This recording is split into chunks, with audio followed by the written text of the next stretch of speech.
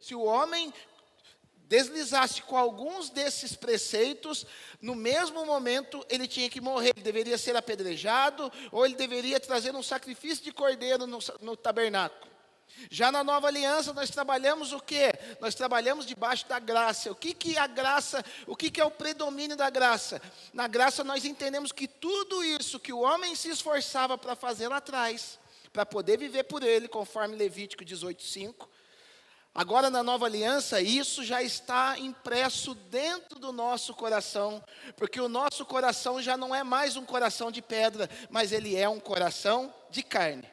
Ou seja, aquilo que lá atrás era difícil e era um esforço para o homem não matar, para mim já é algo automático. O não matarás já está impresso dentro do meu coração de uma forma bem natural.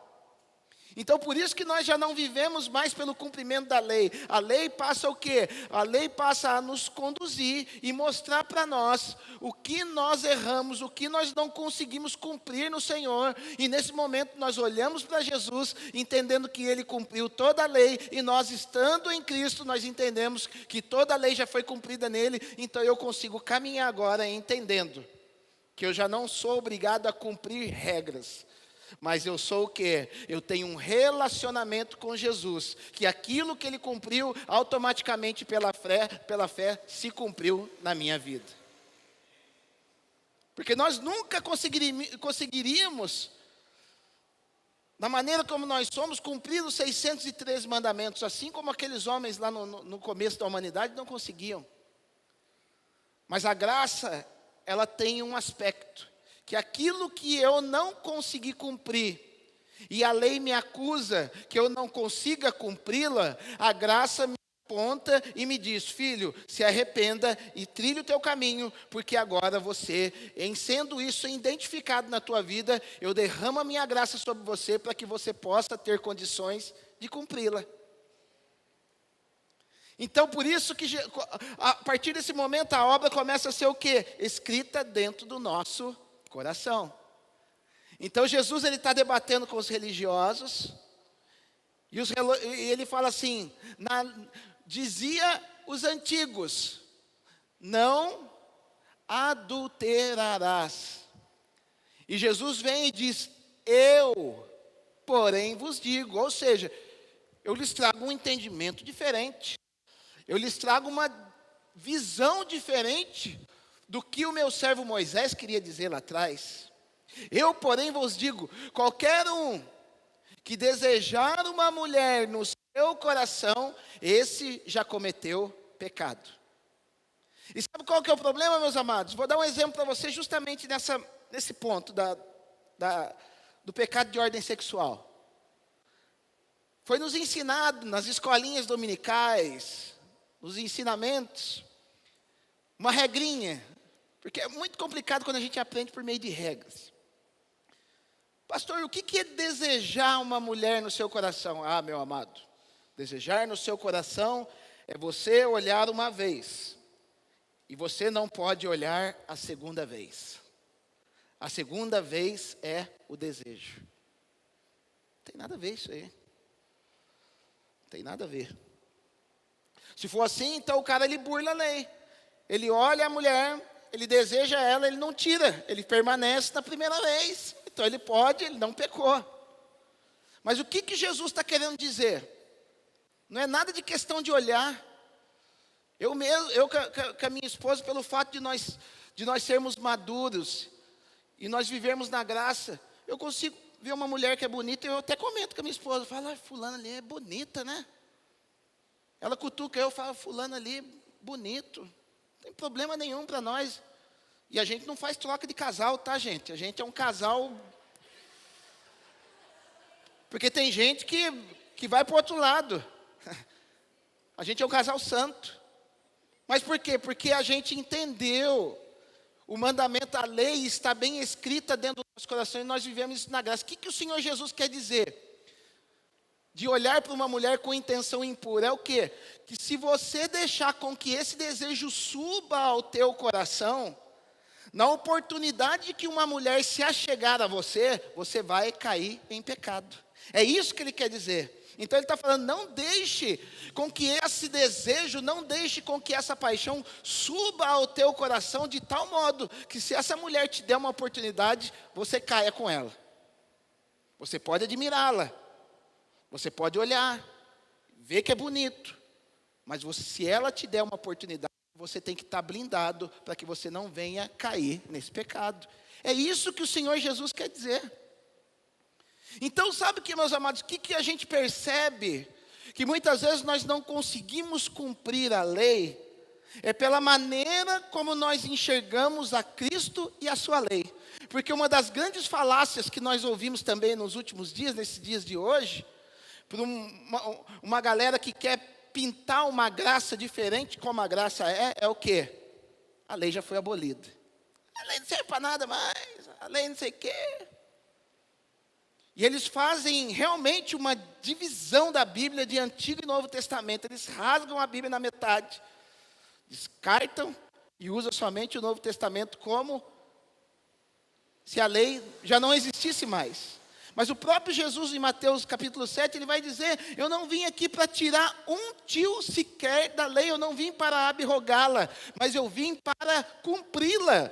E se Jesus cumpriu, o que acontece conosco, meus amados? A palavra vai dizer que tudo aquilo que Jesus fez, nós temos que fazer também. Ou seja, há um aspecto para nós que nós temos que cumprir a lei. Mas o que acontece? Nós estamos debaixo da graça, então há uma facilidade maior na minha e na tua vida para cumprir essa lei.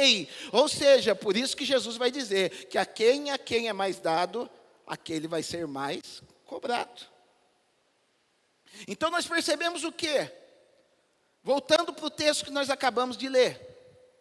A questão das imagens. Então eu sou evangélico, eu não me dobro debaixo de imagens. Você está tremendamente enganado.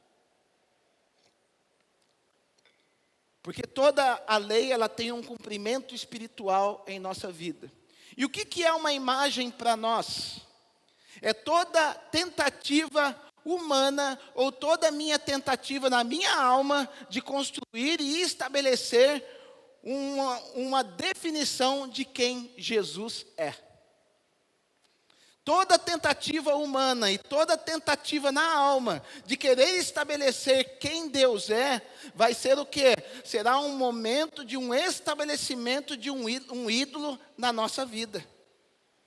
Então, todas as vezes que eu quiser definir Cristo à maneira humana, eu vou falhar, eu vou fazer dele uma imagem. Eu vou estabelecer uma imagem concebida, não no espírito, mas concebida na minha alma. Esse que é o grande perigo, meus amados. Porque sabe o que acontece? Quando eu tento definir Cristo segundo a minha alma, porque o ser humano, recapitulando, acho que eu já falei isso algumas vezes aqui para vocês, nós, seres humanos, nós somos compostos de, conforme 1 Tessalonicenses 5:23, nós somos espírito, alma e corpo. O nosso espírito é a nossa parte que se comunica com o mundo espiritual, que se comunica com Deus. E esse espírito, quando nós não estávamos em Cristo, esse espírito estava morto. Ou seja, ele não se comunicava com nada, ele não se comunicava com Deus. Então nós vemos em Efésios capítulo 2 que Deus o quê? Ele nos vivificou, estando nós mortos em delitos e pecados. Ou seja, ele vivificou o nosso espírito que estava morto. Porque nós vivíamos antes baseados na alma. E o que é a alma? A alma é a sede das nossas emoções, a sede da nossa inteligência, a sede dos nossos pensamentos. Então, quando o cara ele é almático, ele vive baseado em emoções. Ele se baseia em emoções, e quando a minha emoção tenta definir quem Jesus é, eu vou criar uma imagem totalmente deturpada do Deus a qual nós servimos. Eu vou criar, sabe o que, meus amados? Quando a minha alma tenta construir algo, porque a nossa alma é falha. A nossa alma, ela tem que ser subjugada pelo nosso espírito. Porque toda tentativa almática de definir Cristo vai criar um Cristo personalizado para aquela pessoa. Então já não é mais um Cristo que é o meu padrão, é eu que defino quem Jesus é. Esse que é o grande erro, meus amados. Porque toda definição do homem de tentar construir deuses, sempre construiu deuses que eram falhos, e que tinha algo que não podia o quê? Satisfazer um buraco que tem no espírito do homem, que somente Jesus pode vivificar o espírito do homem. Toda tentativa na alma de querer criar um Deus, só vai satisfazer a própria alma, e não vai vivificar o espírito. Então nós vemos hoje que a religião criou muitas pessoas que estão cheias na sua alma. Então você vê o cara pulando, você vê o cara sapateando, você vê o cara fazendo uma série de malabarismos, mas a sua vida não condiz com uma vida de seguidor de Jesus Cristo, porque ele criou um Deus personalizado. A gente vai ver a cultura, a mitologia grega. O que é a mitologia grega? É o homem criando deuses que são o quê? Que são a expressão da sua alma. Então é o Zeus, que é o deusão grandão, que é caracterizado como Júpiter. A gente vai ver uma deusa chamada Afrodite, que é uma deusa do amor. E nela é toda uma desenvoltura para poder valorizar o sexo sem compromisso com as pessoas. A gente vai ver o deus do trovão, o deus das águas, que é o Poseidon. Ou seja, todos esses deuses eram deuses que eram caracterizados com algum aspecto da alma do homem. Por quê? Porque a cultura grega buscava conhecer muito a alma, e não tinha o quê? Um estabelecimento do que era o espírito. Por quê? Porque não tinha o conhecimento do Deus vivo. Então quando Deus está falando aqui, não fareis para vós imagem de escultura, Deus já sabia que o homem tem essa tendência de criar o quê? De criar ídolos, de criar deuses conforme a sua necessidade. Por isso que eu falo que muitas vezes nós, como evangélicos, nós estamos muito mais na idolatria do que os irmãos católicos. Porque o católico, ele tem uma imagem de estimação e é aquilo ali para ele, é fixo. Você vai ver que o camarada, ele se converteu, ele desde quando nasceu, ensinaram ele a adorar uma determinada imagem, ele vai até o final da vida carregando aquele santinho dentro da carteira, carregando aquelas características dentro dele. E ele vai. Mas nós que batemos no nosso peito e falamos que não nos dobramos diante de imagens, nós fazemos muito pior, porque nós não temos a imagem física, mas nós criamos um Jesus para nós, para poder o quê? Se adaptar ao nosso estilo de vida, meus amados. E o que nós aprendemos na palavra de Deus? Que Cristo é o nosso padrão, meus amados. É nós que nos submetemos a Cristo, não é Cristo que tem que submeter a nós. Agora, qual o perigo disso? Vamos aprofundando mais. Qual que é o grande perigo de eu criar um Cristo que se adapte a mim? Porque quando eu crio um Cristo que se adapte a mim, eu estou criando um Cristo que veio o quê? Que veio para me servir.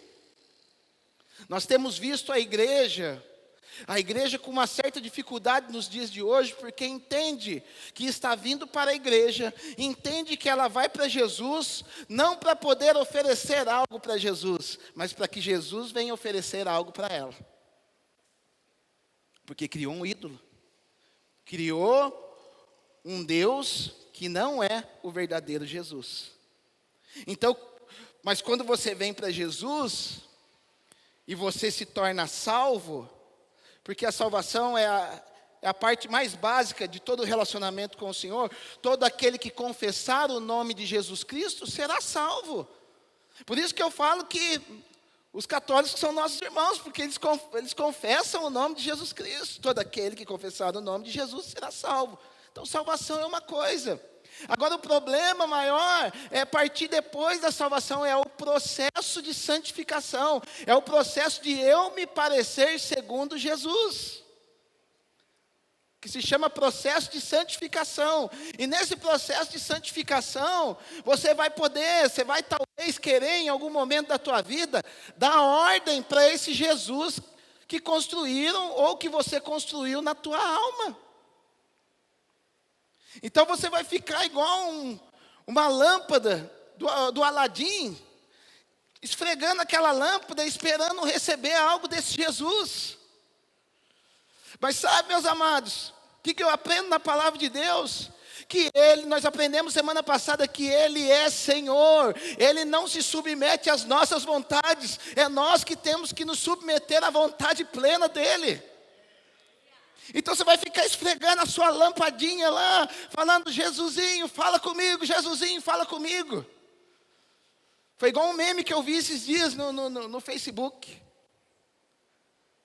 Então, um pastor falando assim, sejam abençoados. Aí está a fotinha do suposto Jesus, que tem o olho azul lá e tal, e ele está assim de braço cruzado falando, me obrigue. E gente, quem somos nós para obrigar Deus a fazer alguma coisa? Porque na nossa ansiedade, no momento que nós viemos para Jesus, a gente pensa que Ele vai vir resolver todos os nossos problemas. Mas na verdade, meus amados, muitas das vezes, são os nossos problemas que vai fazer com que os nossos olhos sejam abertos para poder entender que Ele é Senhor e nós somos servos. E Ele não vai te tirar do teu problema enquanto você não conseguir enxergar da maneira como Ele deve ser enxergado, enquanto você não enxergar Jesus como Deus, como Senhor da tua vida, você vai continuar adorando a um ídolo, e esse ídolo não vai poder fazer você ser uma pessoa abençoada. Então Ele vai mostrar aqui, na palavra de Deus, isso aqui é Deus falando com Moisés lá no monte ainda. Moisés não tinha descido. Isso aqui Deus está transmitindo tudo para Moisés. E Moisés está lá. Isso aqui é Moisés depois. A Torá, os 5 primeiros livros da Bíblia, foram escritos por Moisés. Então Moisés está relatando tudo aquilo que aconteceu para ele. Enquanto isso, o povo estava lá debaixo do pé do monte. E lembra que eu falei para vocês semana passada? Que Deus, Ele chama todo o povo um capítulo antes aqui, no capítulo 19 de Êxodo. Falando, chama todo o povo que eu quero ter um encontro com o povo. Eu quero falar com eles, eles são meus. Então eles se santifiquem durante 3 dias e no terceiro dia eu vou aparecer para eles. Então o povo se santifica, mas no terceiro dia, quando Deus começa a se revelar, com trovões, com raios, com fogo, o povo, recuou para trás e falou, Moisés, fale com o Senhor e nós falamos com você. Essa passagem na Bíblia, ela é crucial para o povo hebreu e também crucial para nós. Por quê? Porque quando eles fizeram isso, eles achavam que estava tudo certo, mas ali eles estavam selando a vida deles, como homens que não queriam se submeter ao poder e à majestade de um Deus que tudo pode, mas eles preferiram recuar para trás para poder ouvir a voz de um homem. E isso é uma das características em que as imagens que nós projetamos fazem mal para nós. Porque muitas vezes, meus amados, nós não queremos buscar a Jesus como devidamente Ele deve ser buscado. E sabe o que a gente faz? A gente estabelece um ídolo até mesmo humano. Então eu vou falar para o pastor vai orar para mim. Então eu vou falar com a pastora vai orar para mim. Ei, meus amados, de nada adianta eu, ou a pastora, ou qualquer líder dessa casa orar pela tua vida, se você não começar a enxergar Jesus como aquele que é Senhor da tua vida. Porque sabe o que aconteceu? O povo depositou a fé deles não mais naquele Todo-Poderoso que tremia o monte. O povo depositou a fé deles naquele que era comum junto com eles. E quando eu perco esse temor de entender que o meu Deus, que o nosso Deus, meus amados, é um Deus que estremece montes. Quando nós perdemos de vista que o nosso Deus é um Deus que está sentado num alto e sublime trono, onde os anjos do Senhor estão ao redor dele, olhando um para os outros e dizendo: Santo, Santo, Santo é o Senhor dos exércitos. Quando eu perco de vista que há 24 anciãos do lado dele, e eles lançam as suas coroas aos pés desse Senhor, que esse Senhor tem os olhos como chama de fogo, e que ele tem um vestido, e na sua coxa escrito Rei dos Reis, e Senhor dos Senhores, e que ele vai vir num cavalo branco, e seu exército atrás dele, para poder acabar com tudo que está errado aqui, meus amados. Quando eu perco de vista isso, sabe o que eu vou ter que fazer? Olhar para o homem e achar que o homem vai resolver o meu problema. Nós, como homens, nós não temos o poder de resolver problema de ninguém.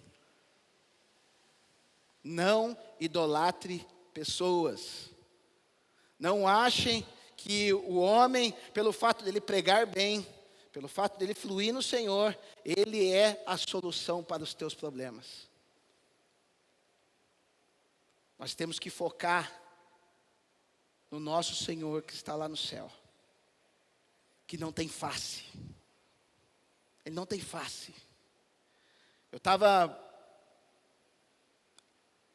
foi ontem. Eu fui entrar para o meu secreto, e eu estava lá, e falei: Senhor, Jesus, podia vir aqui, queria que você... E eu, no primeiro momento, nada. E é nessa hora, meus amados, que a gente começa a duvidar das coisas. Sabe por quê? Porque a gente não está sentindo nada. Ou seja, a minha alma não se agitou. Mas, meus amados, nós somos chamados não para nos mover na alma, como eu disse para vocês. Nós somos chamados para nos mover no Espírito. E o Espírito, ele prevalece. O Espírito, ele persevera. E daqui a pouco, sabe o que aconteceu? O ambiente mudou. E Jesus, ele atravessou a parede do meu quarto. Ele atravessou a parede do meu quarto. E gente, eu até brinquei com ele. Falei: por que você não entra pela porta, não? Você gosta de entrar pelas paredes, cara? Sabe por quê, meus amados? Às vezes vem a incredulidade em muitos corações, falando: pô, o cara viu Jesus. Eu vi Jesus, como é que ele era? Eu não vi a face dele. Ele foi algo que entrou, e eu entendi no meu espírito que ele atravessou a parede e ele estava ali olhando para mim. Porque não é uma imagem, é algo construído no meu espírito, não é algo construído na minha alma. E sabe o que eu fiz naquele momento? Eu tenho um sofá lá no meu quarto de oração. Eu levantei e fiquei 10 minutão lá, abraçadão com ele no meu quarto lá, no meu quarto de oração, abraçado com ele. Depois eu fui para os pés dele e comecei a beijar os pés do nosso Senhor Jesus.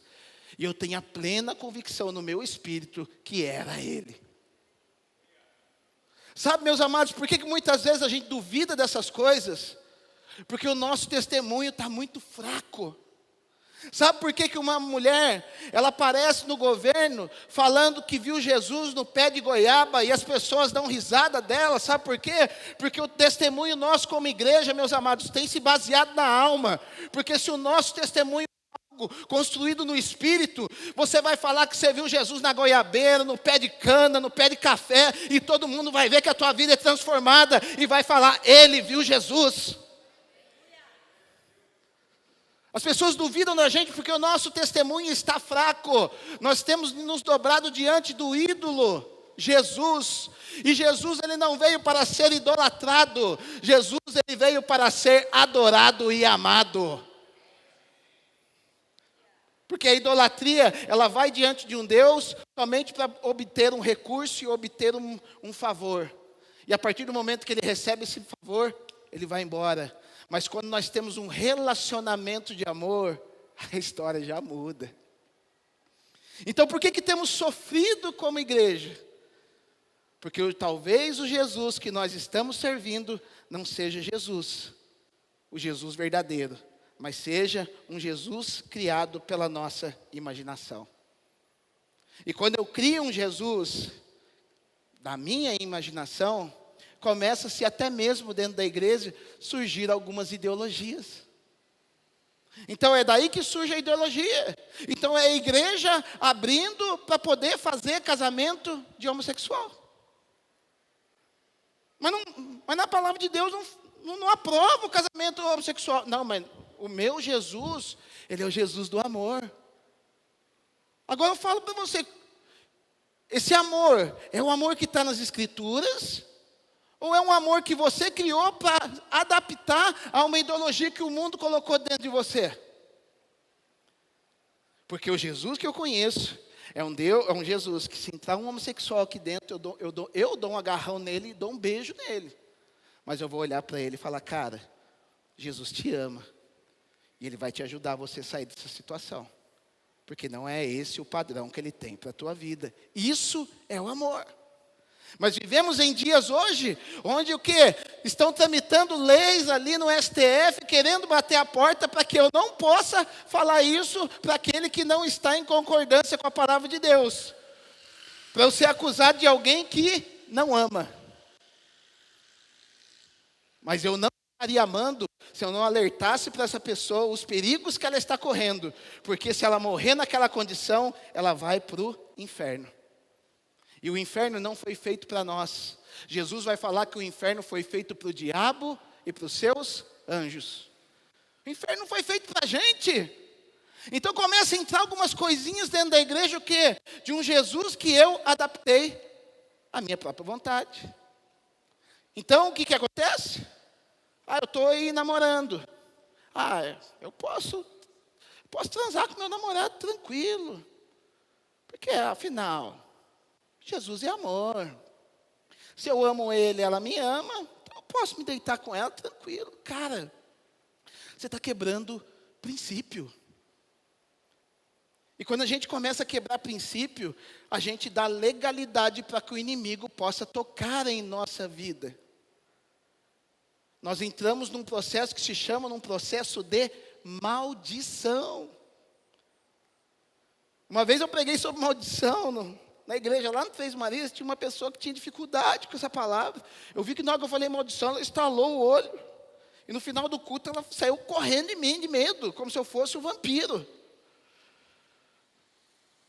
Porque maldição, a turma acha que toda maldição foi vencida na cruz. E não foi a maldição que foi vencida na cruz, foi a maldição do pecado. Não dos pecados. Existe diferença na palavra de Deus para pecado e pecados. Pecado é a natureza pecaminosa de Adão dentro do meu coração. Pecados são as atitudes que eu tomo baseado nesse processo, nessa natureza de Adão que está em mim. Então a palavra de Deus vai dizer que a graça ela me santifica, para que eu não seja escravo dos meus pecados, porque o meu pecado já foi vencido na cruz. Pecado. Romanos 6,14 vai dizer, porque o pecado já não terá mais poder sobre vós, porque já não estáis debaixo da lei, mas sobre a graça. É isso que a palavra quer dizer. Então o que acontece? Então eu quero construir, quando eu baseio as minhas expectativas em conceitos humanos, o meu Jesus se torna fraco para mim. E se Jesus começa a se tornar fraco para mim, o meu testemunho se torna fraco. A minha fé se torna fraca. A minha fé só começa a ser baseada naquilo que eu sinto. A gente veio numa sequência, meus amados, umas 3, 4 semanas aí, que na hora que começava o culto, o negócio estava um terremoto dentro dessa igreja. Hoje o negócio foi manso. Eu estava aqui falando com Jesus. Falei, Jesus, qual é que é? Ele falou, eu faço do jeito que eu quero. Eu faço o barulho que eu quero. E não é porque o negócio está tremendo que eu não estou aqui. Eu estou aqui do mesmo jeito. Porque você não tem que se mover por vista. Você tem que se mover por fé. E a fé é gerada no espírito. A fé não é gerada na alma. Então o povo prefere Moisés do que se relacionar com Deus. E o que acontece? Moisés fica 40 dias e 40 noites no monte. que o povo fez?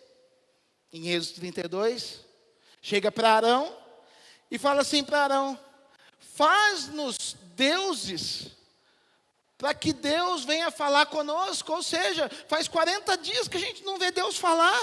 Mas sabe por que faz 40 dias? Porque eles não vê Deus falar? Porque Deus chamou eles no capítulo 19 para poder ter relacionamento com eles. Mas eles falaram: não, deixa para Moisés. Mas Moisés foi resolver outra coisa da vida dele. Então, quando eles ficaram sem Moisés, eles ficaram sem o ídolo deles. Está vendo o problema de você ter um pastor de estimação? De você ter o carinho do YouTube de estimação? Porque em algum momento, essa pessoa de estimação, ela não vai conseguir atender as expectativas que só Jesus, genuíno, no seu relacionamento de amor, vai poder suprir na tua vida.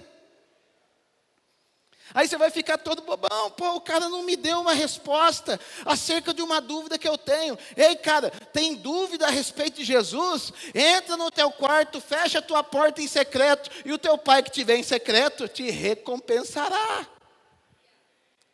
Então vamos lá para Êxodo 32.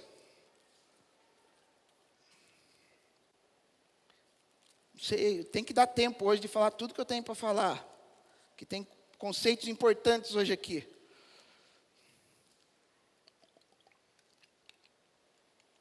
Olha lá. Mas vendo o povo que Moisés tardava em descer do monte, acercou-se de Arão e lhe disse: levanta-te, faz-nos deuses que vão adiante de nós. Pois quanto a esse Moisés, o homem que nos tirou do Egito, então olha para você ver, esse homem Moisés já deixou de ser aquele cara, porque o ídolo, na hora que deixa de te oferecer algo, ele vai se tornando impessoal. O homem que nos tirou do Egito, não sabemos o que lhe terá sucedido. Disse-lhes Arão: tirai as argolas de ouro das orelhas das vossas mulheres, vossos filhos e vossas filhas, e trazei-mas. Então todo o povo tirou das orelhas as argolas e trouxe a Arão. Este, recebendo das suas mãos, trabalhou o ouro com buril, e fez ele um bezerro fundido. Então disseram: são estes, ó Israel, os teus deuses, que te tiraram da terra do Egito. Olha para você ver. Então foi Deus que tirou eles da terra do Egito, mas eles terceirizaram para Moisés. Mas como Moisés não atendeu as expectativas dele, a partir desse momento, eles tiraram das suas economias, porque todas as vezes que eu estabeleço um ídolo na minha vida, muito provavelmente ele vai estar envolvido com o quê? Com finanças e com aquilo que Deus te abençoou. E você vai gastar os seus recursos para que você possa ouvir esse Deus falar. Perceba para você ver, quando você não tem um relacionamento com Jesus, você não tem um relacionamento com o Jesus verdadeiro no teu espírito, você vai gastar recursos, porque você vai estar se movendo por alma, a tua alma vai instigar você a gastar cada vez mais dos seus recursos, para que você possa ouvir esse Deus falar. Então eles tiram essas argolas e sai dali um bezerro de ouro. E o povo olha e fala: são estes os deuses que nos tiraram da terra do Egito. Amados, quem adorava bezerro no Egito eram os próprios egípcios. Então eles estavam com uma imagem que o Deus que tirou eles de lá eram os mesmos deuses que os egípcios adoravam. Percebe que muitas vezes Deus nos tira do pecado, mas se nós, meus amados, não nos voltarmos para Deus de maneira pessoal, de maneira em amor, em espírito e em verdade, uma verdadeira adoração, sabe o que vai acontecer? Eu vou entender esse Deus errado e muito provavelmente eu vou entender que aquilo que estava na minha vida de pecado é algo que eu devo tolerar na minha vida. Então é o camarada que chega na igreja, ele quer romper, ele quer largar pecado X, Y, Z, desde o A até o X, Y, Z, todos os pecados. Mas quando ele vê que aquilo vai lhe demandar esforço, que aquilo vai lhe custar algo, o que ele faz? Ele se volta novamente para aquilo que tinha lá no Egito. Por isso que o povo na caminhada, quando Deus estava trabalhando com eles, o que o povo fala para Moisés? Ai, Moisés, trouxeste nós aqui no deserto para morrer nesse lugar, onde não tem cebola, onde não tem alho, onde não tem pepino. Cara, Deus estava levando eles para uma terra que mana leite e mel. Mas como eles achavam que esse Deus era um Deus garçom, e que tudo teria que vir de maneira de mão beijada, e Deus começou a olhar lá de cima e falar: não, não é conforme a maneira de vocês, é conforme a minha maneira. O que é o caminho mais curto para o homem? Querer voltar para o Egito. Então ele começa a pegar alguns aspectos do Egito e fazer o seu bezerro de ouro. Eu pergunto para você nessa noite: o que tem sido o teu bezerro de ouro? O que tem te impedido? O que tem substituído Jesus na tua vida? Porque às vezes a gente fala assim: Jesus não está no negócio, mas se tiver isso para mim, está bom. E Deus tem falado muito comigo. Às vezes quando vem pouca gente assim na igreja, a gente como pastor fica um pouco triste, mas eu aprendi um negócio, que faz pouco tempo. E que eu falo para Jesus assim: Senhor Jesus, pode não ter ninguém nessa casa, mas se o Senhor estiver aqui, já está valendo o negócio. Porque o meu ídolo já não é mais a casa lotada, o meu ídolo é a presença de Jesus nesse lugar. Não é nem meu ídolo, né? A minha expectativa. Falei ídolo errado, a minha expectativa é que Jesus esteja nesse lugar. Porque todas as vezes que eu tiro Jesus do centro, um ídolo vai se estabelecer na minha vida. Quer saber o que é ídolo na tua vida? É justamente aquilo que você não quer dar para o Senhor. Aquilo que você não quer dar para o Senhor é um ídolo na tua vida. Pode ser dinheiro, pode ser o teu filho, pode ser a tua casa, pode ser o teu conforto. Ah, pastor, eu não tenho nada disso. Eu provo para vocês, estamos num culto de ceia, eu posso tocar nessa ferida aqui hoje. Metade da igreja chegou depois do horário nessa casa. Por que chegou depois do horário, sendo que hoje é domingo e você tem um compromisso com Deus? Por quê? Porque dentro do teu coração você criou um Deus que fala: ele não se importa, eu posso chegar 7h10, 7h20, 7h30, porque Ele é bonzinho, Ele é Jesus. Ei, meus amados, Jesus não é Papai Noel, Ele é Senhor. Jesus, Ele é Senhor. E enquanto você montar esse ídolo, enquanto você fizer esse bezerrinho desse Jesus que você está achando que é Jesus, você não vai conseguir avançar na tua fé. E daí sabe o que acontece? Você desanima na caminhada. Aí chega para o pastor falando assim: pastor, eu não vou seguir mais esse negócio de Jesus aí não. Sabe por quê? Porque Ele não responde as minhas orações. É lógico que Ele não responde a tua oração. Você não está sendo prioridade para Ele, Ele não está sendo prioridade para você. E você quer que Ele seja prioridade na tua vida? Se você não transformar Ele em prioridade na tua vida, Ele não vai priorizar a tua vida. Relacionamento, meus amados, é troca. Relacionamento é: eu cedo, o outro cede. Eu dou, o outro dá. Eu perco, o outro ganha. O outro ganha, eu perco. É isso, é uma via de mão dupla. Então a gente não quer abrir mão de nada, porque criamos o nosso bezerro de ouro. Estabelecemos o nosso Cristo à nossa maneira. Então quando Moisés vem o bezerro de ouro. Então olha aqui. Deixa eu ver. Deixa eu achar o texto aqui para poder. Eu não estou acostumado a mexer com Bíblia e papel. Aqui. Verso de número 19. Moisés desce do monte. Olha o que vai dizer. Logo que se aproximou do arraial, isso é Moisés descendo, viu ele o bezerro e as danças. Estava lá, parado no bailão lá. Tá, o cara tocando a música lá. A Patrícia gostou agora. Tá parado no bailão lá. E tava as minas, os manos, tudo dançando lá, cara. Maior festa. Viu ele o bezerro e as danças. Então, acendendo-lhe a ira, arrojou as mãos às tábuas e quebrou-as ao pé do monte. Agora, segura aí. E pegando o bezerro que tinha feito, queimou e reduziu a pó, que espalhou sobre a água e deu-lhe de beber aos filhos de Israel. Amado, aqui está um negócio muito profético para nossas vidas.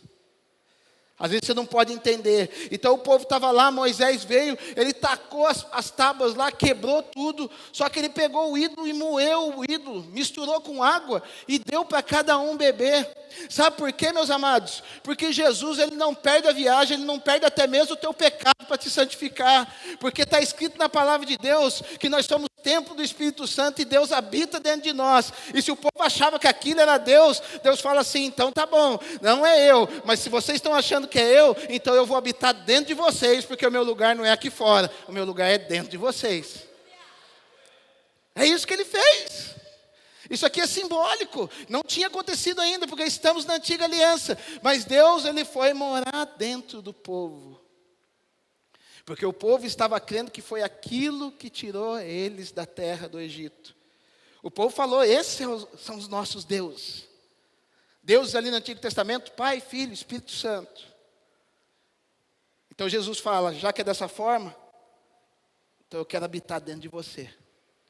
E é isso que Deus quer fazer conosco. Em meio, muitas vezes, aos ídolos que nós criamos, mesmo Ele não atendendo algumas ordens e nossos desejos, Ele está trabalhando sempre para poder habitar dentro de nós.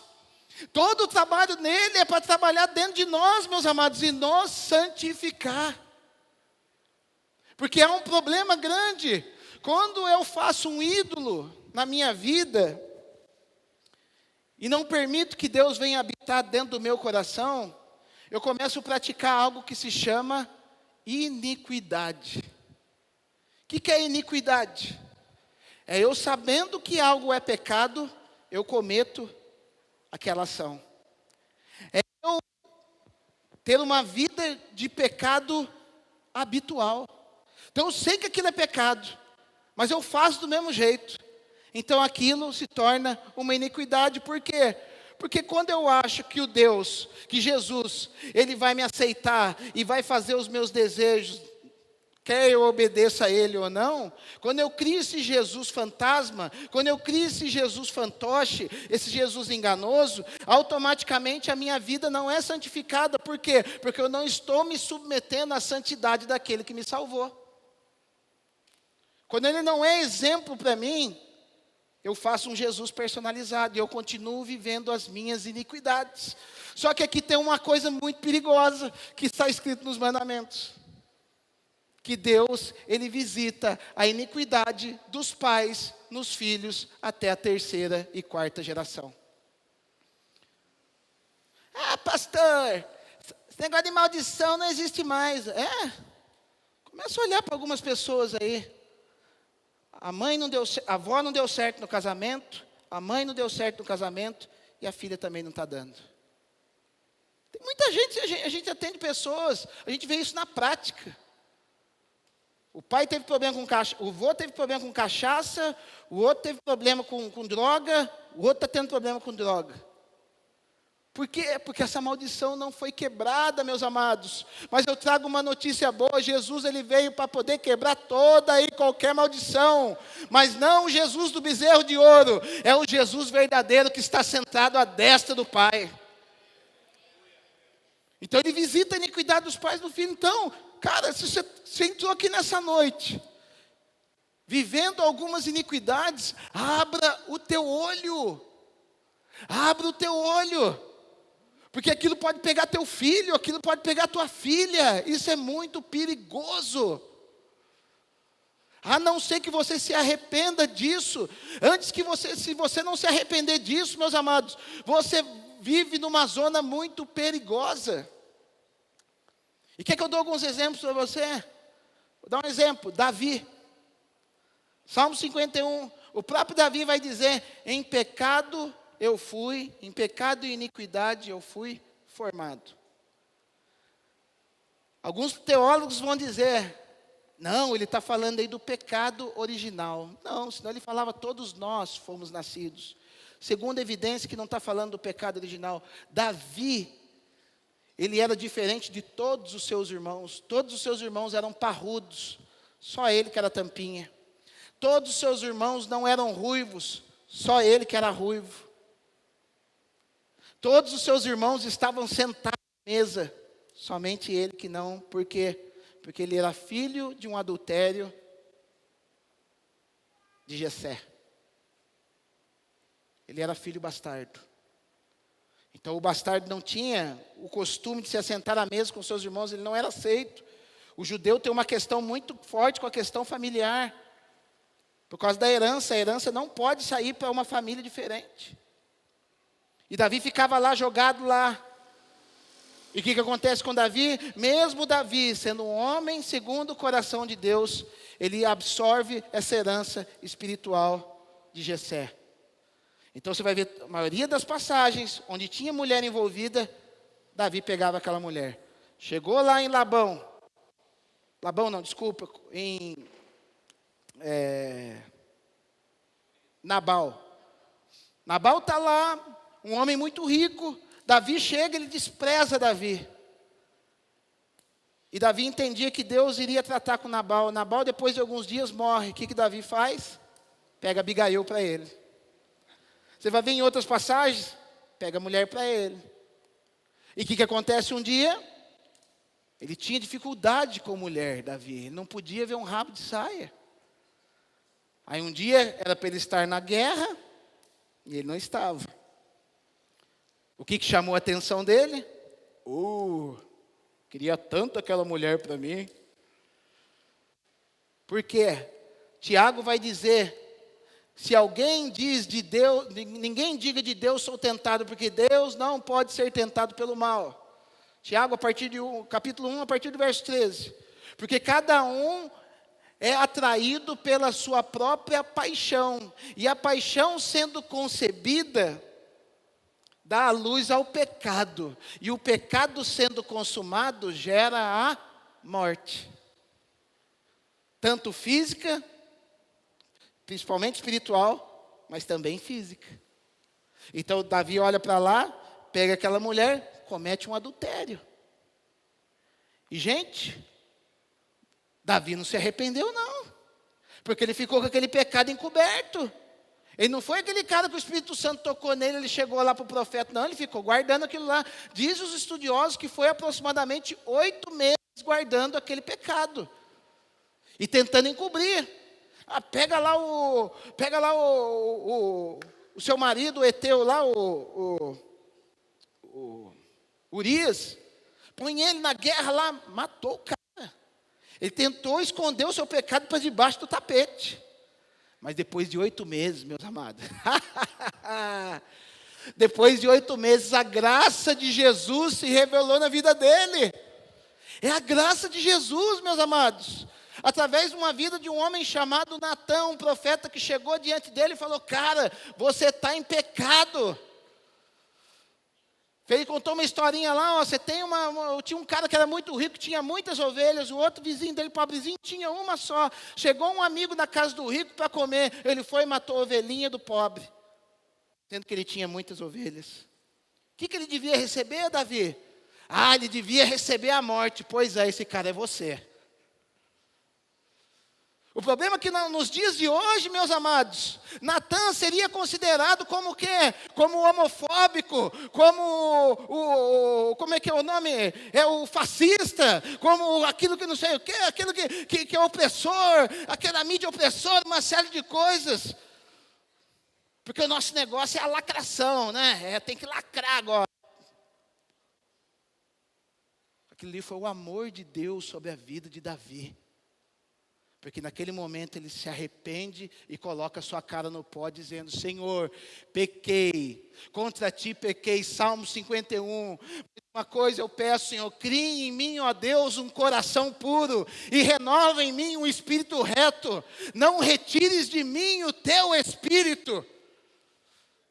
Por isso que era o homem segundo o coração de Deus, porque uma vez que era convencido do pecado pelo Espírito Santo, ele entendia que o bem maior dele não era aquilo que ele tinha ganhado no Senhor, mas o bem maior dele era a presença do Senhor sobre a vida dele.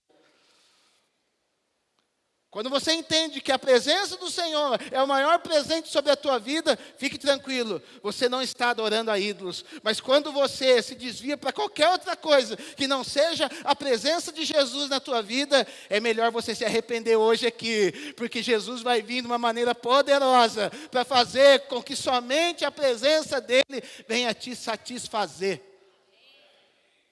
Eu rogo para essa igreja, eu rogo para cada um de vocês, pelo amor que eu tenho pela vida de vocês, que nada venha suprir as vontades que você tem, a não ser a presença de Jesus na vida de vocês. Porque quando a presença de Jesus for aquilo que me supre, meus amados, eu não vou sentir falta de nada, porque o Senhor é o meu pastor e Ele não me falta. A tradução correta do Salmo 23 é essa: o Senhor é o meu pastor e Ele não me falta. E se Ele não me falta, eu não sinto falta de coisa alguma nessa terra. Esse é o problema de nós adorarmos aos ídolos. Vivemos em dias muito difíceis, onde ideologias se levantam para tentar fazer com que o Evangelho seja transformado. Mas o apóstolo Paulo vai dizer lá em Gálatas: se alguém ou algum anjo vier pregar um evangelho diferente desse que eu venha pregar para vocês, que isso seja maldição na vida dessas pessoas. E vai ser maldição na nossa vida, não é porque Paulo declarou, é porque minha vida só vai ser plena a partir do cumprimento do evangelho na minha vida. Então a gente vai se decepcionar mesmo na igreja, a gente vai se decepcionar mesmo se você adorar a esse Jesus que se tornou um bezerro de ouro na tua vida, que foi algo construído pelas tuas necessidades e pela tua alma, você vai se decepcionar com ele sim. Mas uma vez que você descobre o verdadeiro Jesus e que esses ídolos caem por terra na tua vida, a adoração ao dinheiro, a adoração à família, a adoração ao teu trabalho, que seja na tua vida, quando tudo isso cai por terra, meus amados, você vai viver verdadeiramente a prosperidade que Deus tem para a vida de vocês. Porque se não conseguimos romper em alguma área da nossa vida, é sinal que algum ídolo está levantado na nossa vida. Todas as áreas que nós não conseguimos avançar, é porque um bezerro de ouro está estabelecido naquela situação na nossa vida. Se você não consegue avançar nas suas finanças, há um bezerro de ouro chamado finanças na tua vida. Se você não consegue avançar no seu relacionamento com a sua esposa, há um bezerro de ouro chamado esposa na tua vida, que você não consegue entendê-lo da maneira como ela é. Se você não consegue se relacionar direito com o seu esposo, há um bezerro de ouro chamado relacionamento familiar que precisa ser quebrado na tua vida. Isso precisa ser quebrado e entrar dentro de você como um entendimento. Porque o fato de nós buscarmos a Deus, meus amados, eu não fico insistindo com vocês para que vocês estejam em todos os cultos, em todos os treinamentos aqui, porque eu quero ver casa cheia. Eu insisto para que vocês estejam aqui, para que vocês tenham entendimento de quem Jesus é. Porque se você tiver o verdadeiro entendimento de quem Jesus é, você não vai construir bezerro de ouro, nem imagem de escultura para a tua vida. Ah, pastor, como que eu faço isso? Vamos lá. Colossenses capítulo 1.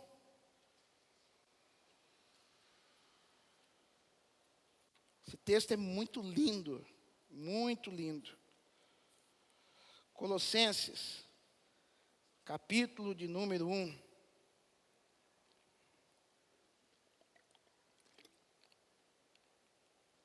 Versículo de número 9 em diante. Por esta razão, também nós, desde o dia em que ouvimos, não cessamos de orar por vós e de pedir que transbordeis de quê? De pleno conhecimento da sua vontade, em toda sabedoria e entendimento espiritual. Então, olha o que Paulo ele está rogando, ele está fazendo uma oração dizendo para que a gente transborde do pleno conhecimento da vontade de Cristo para a nossa vida. Está vendo como está invertida as bolas nesses últimos dias? Parece que a gente está querendo o quê? Que Cristo entenda a nossa vontade. Mas a palavra de Deus está dizendo que nós temos que ser cheios do pleno conhecimento da vontade dEle para a minha vida. Estamos vivendo algo invertido. É a vontade dEle que tem que ser estabelecida na minha vida. Em toda sabedoria, em entendimento espiritual. A gente tem que começar a orar mais por entendimento espiritual. Vai falar que quando Daniel, ele recebe algumas revelações, foi-lhe dado o quê? A inteligência da visão. Ou seja, o Espírito Santo concedeu a Daniel uma inteligência para poder entender as coisas do Senhor. Porque a gente investe tempo para poder entender um monte de coisa. Até o cara que usa droga, ele investe tempo para poder cheirar melhor a cocaína dele, para enrolar melhor o baseado dele, ele faz um esforço para poder ser craque naquilo. Agora eu pergunto, será que nós temos investido tempo para poder entender os mistérios de Deus na terra? Porque Paulo, ele está orando aqui, porque para que ele está falando isso? A fim de viver de modo digno do Senhor, para o seu inteiro agrado. Ou seja, é para nós agradarmos o Senhor, não o Senhor vir nos agradar. Frutificando em toda boa obra e crescendo no pleno conhecimento de Deus. Sabe por que a gente não frutifica em algumas coisas? Porque não temos o pleno conhecimento de Deus. Em toda a área que você tem conhecimento de Deus, ali você frutifica. Toda vez que você recebe a plena revelação de quem Jesus é, ali você passa a se conhecer melhor. Sendo fortalecidos com todo o poder, ou seja, o poder da graça sobre nós, segundo a força da sua glória, ou seja, a opinião dele sobre nós, a opinião que ele tem sobre as nossas vidas, isso vai nos transformando, que é a palavra glória, em toda perseverança e longanimidade com alegria. Ou seja, para que isso possa acontecer na tua vida, você vai precisar perseverar. Precisar perseverar. E outra coisa, fazer isso com alegria. Isso precisa ser alegria para a tua vida. Não pode ser um peso. Dando graças ao Pai, que vos fez idôneos à parte que vos cabe da herança dos santos na luz. Ou seja, a cruz, ela te deu uma salvaguarda, para que você possa se ajustar com Deus, para que você possa se relacionar com Deus. O teu pecado não afeta o teu relacionamento com Deus. O teu pecado afeta as bênçãos que você vai receber dele, mas o teu relacionamento com Deus, o teu pecado não afeta. Sabe por quê? Porque o pecado é problema para você, não é problema para Jesus. Jesus não tem problema com o seu pecado. Você não precisa fugir de Jesus porque você está pecando, porque Jesus, ele já venceu na cruz e pecado não é problema para ele. Pecado é problema para mim e para você. Mas uma vez que eu vença isso, uma vez que eu me aplique nisso, eu vou receber uma herança para os santos que estão na luz. Ou seja, herança não é qualquer um que recebe. Herança de maldição recebe até a terceira e quarta geração. Mas herança para os santos que estão na luz é somente para aqueles que perseveram em conhecer a vontade de Deus. Então ele termina. Ele nos liberou do império das trevas. Vivíamos num império. Império é diferente de reino. Império tem um ditador. Império tem um cara que te oprime. Império tem um cara que você trabalha muito, ele dá um salário de mixaria para você. E nos transportou para o reino do Filho do seu amor, na qual temos a redenção, a remissão dos nossos pecados. Ou seja, aquilo que te faz viver em iniquidade, em Cristo, você tem a remissão de tudo aquilo. Se você conhecê-lo, aquilo vai começando a ficar para trás, aquilo já não te afeta mais, aquilo já não te atrai mais. Porque olha para você ver, olha agora o mistério de tudo isso. Porque este é a imagem do Deus invisível. O primogênito de toda a criação é a imagem, Jesus é a verdadeira imagem de Deus. Não é cordeiro, não é bezerro, não é serpente de metal, não é qualquer outra coisa, não é Maria, não é João, é Jesus, que é a imagem do Deus invisível.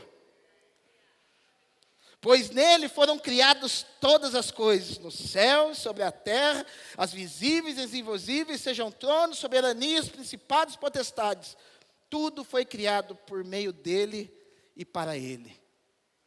Ou seja, se tudo foi criado por meio dele e para ele, se você está nele, você tem tudo. Você tem a chave dos mistérios, você tem a chave para as soluções dos teus problemas. Paulo uma vez estava evangelizando, finalizando já. Paulo estava uma vez evangelizando na Grécia. E como eu disse, a Grécia criou Zeus, criou Netuno, criou Poseidon. Criou uma série de deuses, cada um com uma característica. Um é Deus do humor. Tem o Deus, o Lesbos, que fala muito do lesbianismo. Tem o Eros. E ele passando lá, capítulo 17 de Atos dos Apóstolos, ele ficou constrangido de tanto Deus que tinha lá, de tanta imagem que tinha lá. Mas daqui a pouco ele passou num lugar que não tinha nada e tinha uma plaquinha escrito: ao Deus desconhecido. Eles conheciam todos os outros deuses, mas havia um Deus que era desconhecido. E Paulo captou para poder levar eles ao entendimento do que é Jesus. Ele falou: é justamente desse que eu estou falando para vocês. Que é um Deus que criou o céu e a terra, e que se a gente tateando, a gente tenta achar Ele. Esse é Jesus. Não existe outro Deus para nós, não existe o Deus que você fabricou, ele cai por terra hoje em nome de Jesus. O Jesus que você pensou que era o Jesus bonzinho, que ia ficar passando a mãozinha na sua cabeça, acariciando o teu pecado, ele cai por terra hoje em nome de Jesus. Porque esse Deus é Deus de iniquidade, que vai trazer o quê? Coisa ruim, maldição para você até a terceira e quarta geração. Mas quando você se volta para Jesus, Ele vai abençoar até 1000 gerações daqueles que o amam. Imagina um investimento de 250%.